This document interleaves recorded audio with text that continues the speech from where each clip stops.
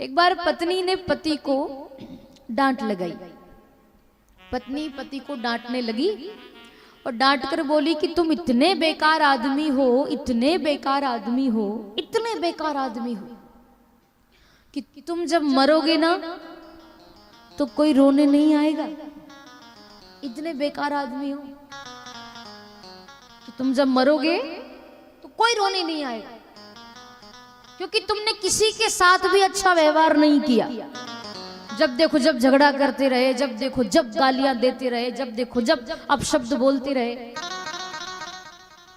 बहुत बेकार आदमी हो तुम, जब मरोगे तो कोई रोने नहीं आएगा।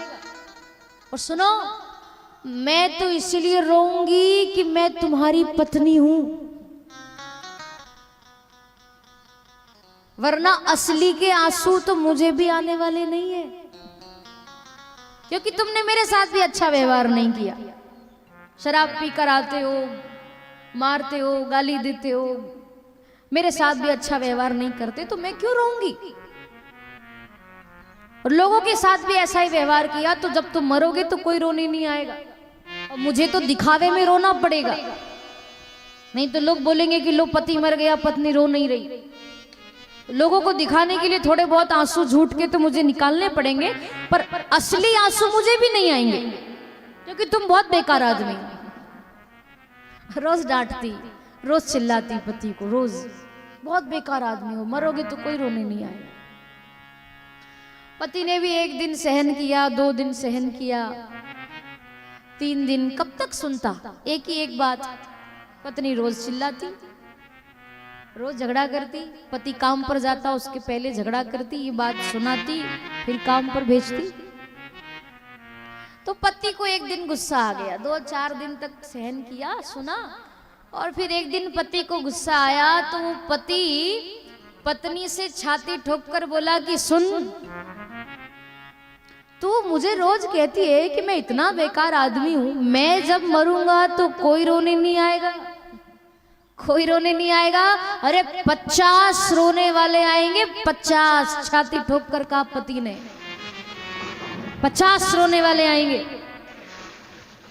तू कहती कोई रोने नहीं आएगा, 50 रोने वाले। छाती ठोक कर दावे के साथ कहा। मुझे लगता है कि वो यही मधुबनी का ही होगा। अरे छाती ठोक कर दावे के साथ बोला 50 रोने वाले आएंगे, 50। पत्नी ने बोला कि श्रीमान जी, एक आध के नाम तो बताओ, कौन रोने आएगा। इतने दावे के साथ कह रहे हो कि 50 रोने वाले आएंगे, तो एक आध के नाम तो बताओ, कौन रोने आएगा। पत्नी को बड़ा आश्चर्य, मैं कह रही हूं कोई नहीं आएगा, ये कह रहे 50 आएंगे, तो 50 में से 2-4 के नाम तो बताओ, कौन रोने आएगा। तो पति छाती ठोक कर बोला पत्नी से कि सुन, पहले वो रोने आएगा मकान मालिक, जिसका मैंने साल भर से मकान का किराया नहीं दिया। फिर वो रोने आएगा किराने वाला, जहां से मैंने किराने का सामान उधार ले रखा है। फिर वो रोने आएंगे बैंक वाले, जहां से मैंने लोन ले रखा है। तू कहती कोई रोने नहीं आएगा, 50 रोने वाले आएंगे, 50। पत्नी ने अपना माथा पीटा।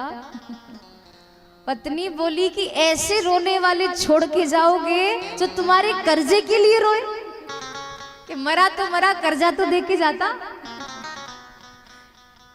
अच्छा बताओ, ऐसा जीवन जीने से क्या फायदा। हाँ, कोई फायदा है। हमारे गुरुदेव भगवान स्वामी राजेश्वरानंद जी महाराज कहा करते थे कि कोई फूल ना बाग में ऐसा खिला, खिलके जिसे न मुरझाना पड़ा, पछताया नहीं जो कभी भी कहीं, उसे आखिर में पछताना पड़ा। सुख पाता रहा जो सदा जग में,